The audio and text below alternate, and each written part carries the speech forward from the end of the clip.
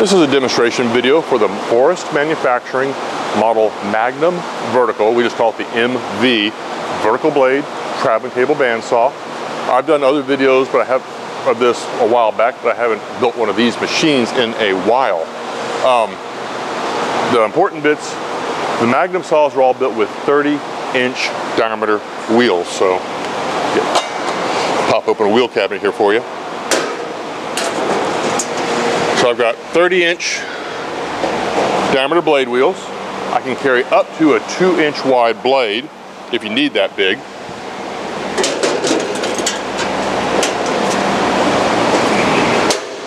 We can run blade speeds up to about 6,000 feet per minute, so truly flying. We're running this machine with a 10 horsepower blade drive motor. It is a brake motor, so when you stop it, it stops not quite instantly, but thereabouts. Controls wise, we're using our variable speed controls. So I've got basically two sets of controls. On the panel face here, saw start, saw stop, pneumatic blade tensioning and detensioning. We have a blade breakage detector and a low air pressure switch, and you can control the blade speed from here. Like I said, full speed's about 6,000. You can even run it faster than that if you really need to, but talk to me before you do that. Light to indicate fault condition.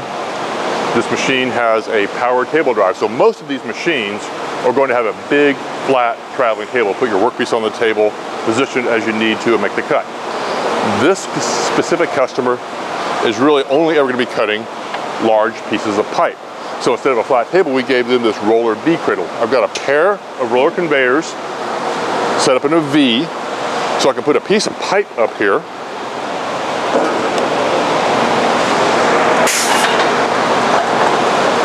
Easily, this is like 150 pounds of pipe. It's I think 24-inch diameter and about 1 3/4, 2-inch thick wall. So it's a serious piece of pipe. 150 or so pounds maybe.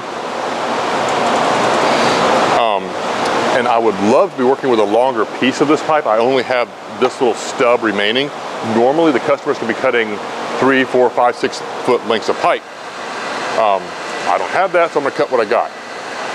That becomes an issue here. This customer is normally going to be cutting like little 2-inch test specimens. They can obviously cut up to a 30-inch workpiece off, but most are going to be doing 2-inch specimens. So I've got a little work stop here for them that they can set off the blade to get 2 inches. To hold it in position, since it moves so easily, I don't want the workpiece wiggling while you cut it, since the workpiece moves so easily. Bring it off to the little stop, and I have a pneumatic workpiece hold down. We call it the stomper, because sometimes kids have the best name for things. Comes down, holds workpiece in place. Issue here, because this workpiece is so short, I'm only grabbing that much of the pipe with my hold down. Not ideal, but I believe it'll work okay. I got a lot of pressure behind that hold down, so we should do just fine. I'll do a quick test cut for you here. I don't have a lot of this pipe to play with, so I'll be fairly cautious. What I'll do is I'll start with my table drive. Table drive's controlled here. Start with my table drive at 0. I'll go ahead and start the saw, which is frankly a little terrifying. Then I'll go ahead and push the forward button to start the table, but the speed is 0. Now I will slowly increase the speed and feed the workpiece into the blade. I'm not quite sure how fast I can cut this pipe, so I'm going to be fairly conservative. Get it to cut first, and then I'll start giving it some speed.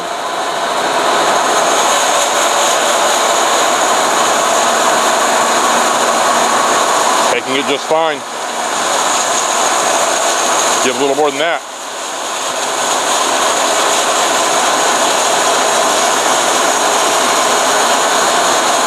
Taking it just fine.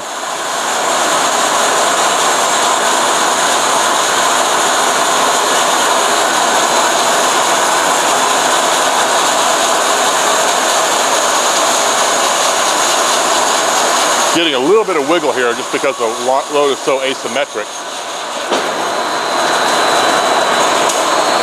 So you can let it run all the way to the end and it'll turn itself off, or you can hit the stop buttons.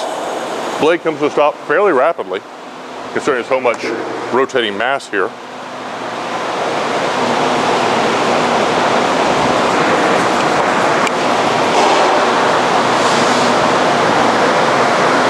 and claim my prize. So there's probably quite a bit more speed to be had in there. And as I mentioned, the customer will be cutting, I don't know if I did mention this, this customer will be cutting workpieces up to 48 inches tall, actually 48-inch diameter.